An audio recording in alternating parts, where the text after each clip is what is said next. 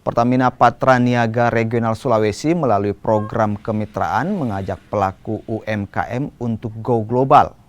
Namun sebelum menuju pasar global, UMKM harus mendaftarkan hak atas kekayaan intelektual produk mereka ke Kementerian Hukum dan HAM.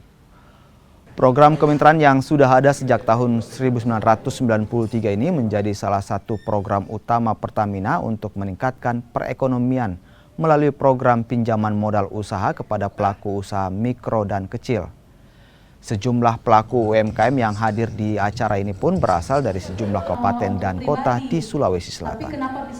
Kerjasama kita dengan Pertamina cukup baik bagaimana tentang sosialisasi kekayaan intelektual. Apakah itu kekayaan intelektual individual maupun komunal.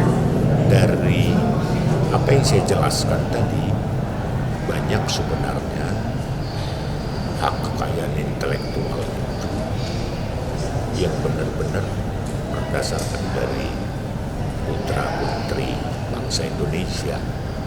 Hanya mungkin selama ini sosialisasi kurang, sehingga apa yang disampaikan Ibu tadi yang terakhir, bahwa ada sebuah produk dari bulan bumi yang terlambat